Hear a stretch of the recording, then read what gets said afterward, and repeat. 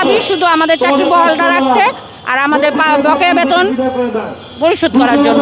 প্রথম দাবি আমাদের চাকরি স্থায়ী করতে হবে, আর দ্বিতীয় দাবি আমাদের যে বকেয়া বেতনগুলো পাওনা আছে সেগুলো পরিশোধ করতে হবে। আমরা যে এপ্রিল পর্যন্ত ডিউটি করার পর আমাদেরকে একটা ছোট নোটিশের মাধ্যমে বলা হচ্ছে যে আপনাদের চাকরি না, আপনারা কর্মস্থল ত্যাগ করেন। এটা তো কোনোভাবে মেনে নেওয়া যায় না। আমরা 4 মাস 5 মাস ধরে ডিউটি করছি, তখন সেবা দিলাম, এখন আমাদের রাস্তায় ফেলে দিবে কেন? আমাদের অধিকার নেই? আমরা তো লেখাপড়া করে চাকরিতে আসছি, আমরা তো অকারণে আসিনি। আমাদের এখন ফেলে দিবে কেন? জানুয়ারি থেকে আমরা কাজ করে যাচ্ছি। আমাদেরকে ডিজি মহোদয় নিজে বলেছে যে আপনারা কাজ করেন, আমরা আপনাদের জন্য কিছু করতেছি। আগে ওনাদের সাথে আমরা কাজ করছি, গ্যাসে 2020 থেকে আমরা 2024 পর্যন্ত কাজ করে গেছি।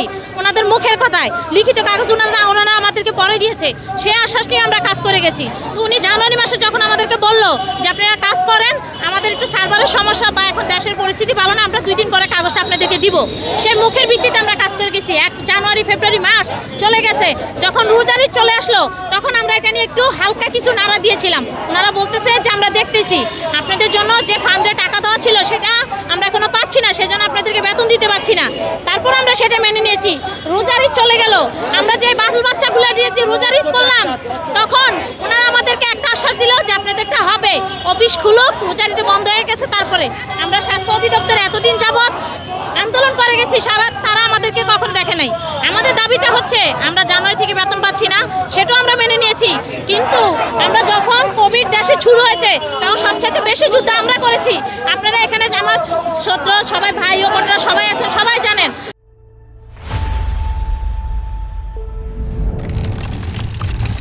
আমরা যখন রাস্তা দিয়ে বের হয়েছে আমাদেরকে আইডি কার্ড ছাড়া রাস্তায় চলতে দেয় নাই।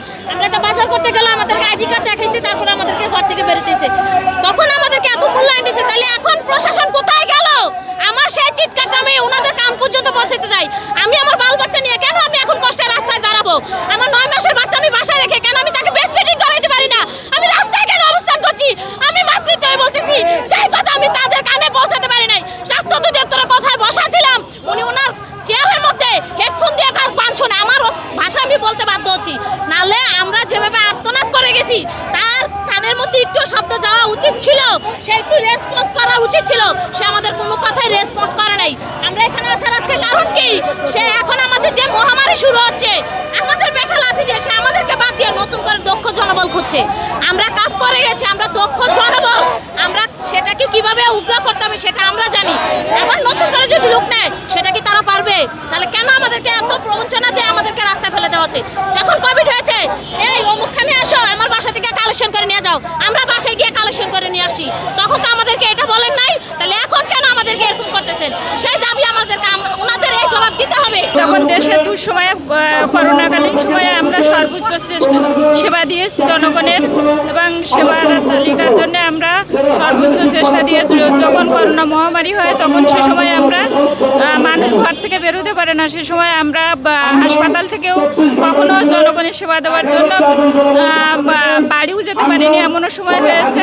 তারপরেও আমরা জনগণের সেবা দিয়েছি। এখন দেশের প্রত্যন্ত সময়ে যখন আমরা এসেছি, আমাদের বলছিল যে তোমাদের চাকরি স্থায়ীকরণ হবে, তোমরা সেবা দিয়ে যাও। এখন যখন সরকারের এই পরিবর্তন ডিজি স্যার আমাদের জানিয়েছে যে তোমাদের প্রকল্প এই পর্যন্তই শেষ, তো আমরা চাই, আমরা দীর্ঘ 1 মাস যখন ডিজি অফিসে আন্দোলন করলাম, তিনি বলল ঠিক আছে তোমরা সবাই বাড়িতে যাও, আমরা যে সেবা দিতে করো। তো এই থেকে আমরা 5 মাস সেবা দিয়ে আসছি। 5 মাস সেবা দেওয়ার পরে উনি একটা প্রজ্ঞাপন জারি করেছে অফিসিয়ালি, বলছে যে আমরা নাকি কোনো রকমের জানুয়ারি থেকে ডিউটি করিনি। আসলে ইনি একটা নিয়োগ বাণিজ্য করার জন্য আমাদের চাকরি থেকে বহিষ্কার করছে এবং আমাদের অফিসিয়ালিভাবে একটা নোটিশ জারি দিয়ে বলছে আমরা এটা মানি না। আমরা এখন চাই যে কোনোভাবে যে কোনো মূল্য হোক আমাদের চাকরি স্থায়ী হোক।